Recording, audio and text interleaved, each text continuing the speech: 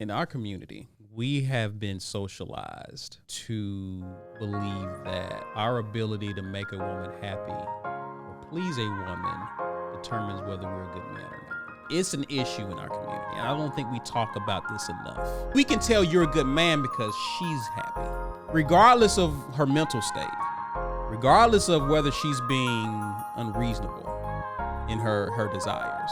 This is Caesar Walker, the cool, calm, collected one. And I'm Ronnie Gatry, the emotional one. And we are the Tipping Point Podcast, your source for the black male's perspective. Tipping Point Podcast. I remember a conversation with a woman who wanted a guy. She was looking for a man. She's looking for a guy who's spirit-filled, has a walk with God, that whole thing, right?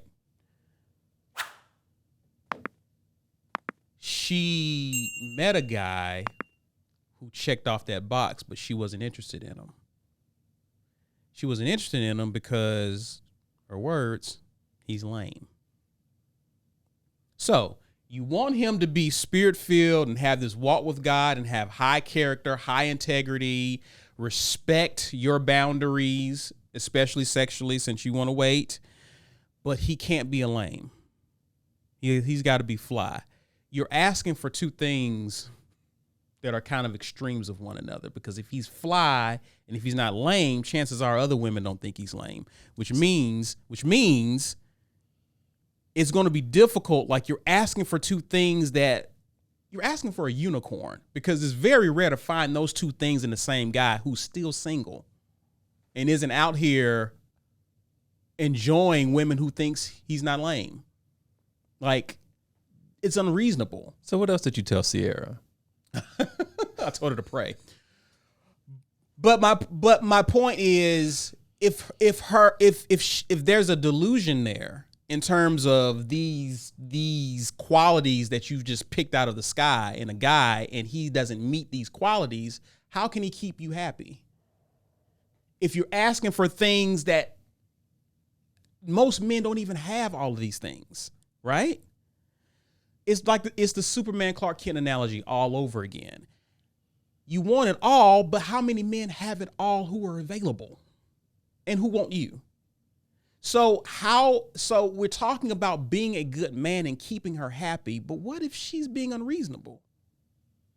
And another problem I have with this, Gat, is, unfortunately, in our community, that same standard doesn't apply to her. Meaning she can be a good woman apart from whether or not you happy or not.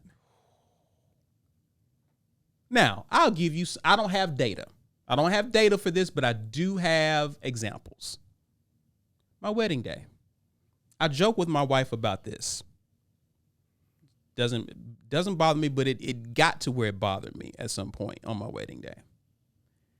I recall on my wedding day at least 3 or 4 times I was told by someone, take good care of her. Be good to her now.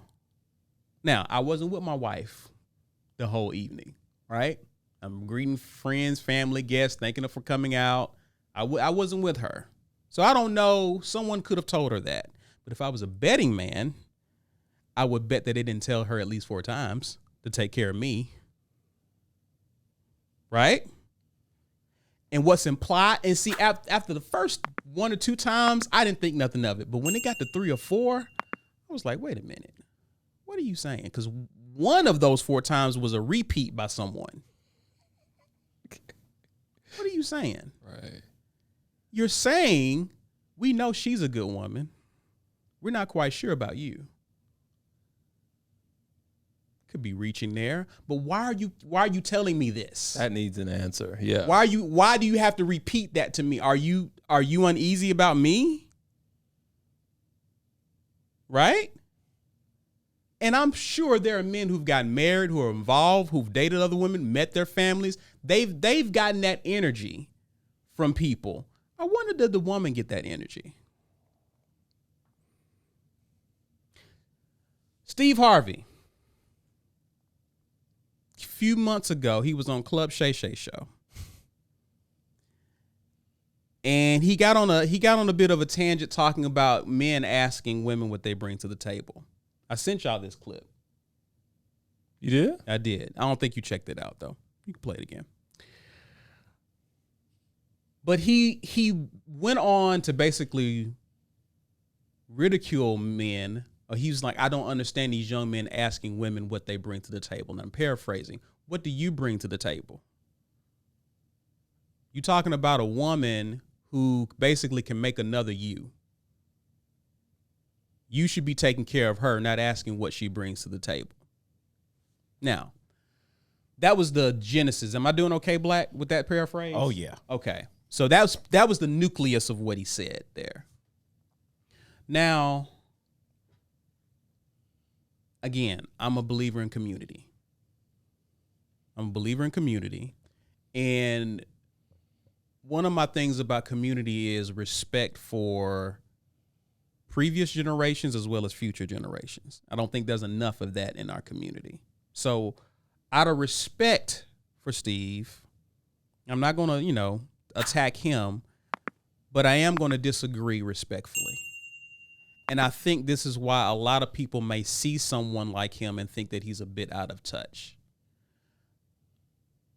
That question of what you bring to the table can include money, but it doesn't necessarily have to be about money, because what has happened in some of the red pill spaces or manosphere spaces is men are being told, hey, you know what's expected of you in a relationship. You have the right to ask for something in return if we're going to believe that relationships are about give and take. She can't just be taking and taking and taking and not giving back to you in some form or fashion. So it may not be monetary that the woman may bring something to the table, but she can bring a positive attitude. She can bring friendliness. She can bring support, being a supportive person, being feminine. She can bring that to the table. That's important. But what's so harmful in what Steve Harvey said is, by virtue of you having a womb, you don't have to bring anything to the table. You can just show up as you are. But as a man, you better be a man and do all of these things that's socially expected of you. And this is baked into our community, Gat. This is an OG saying that. This is an OG saying that you have to take care of her. She don't really have to do much, but be the recipient of what you bring.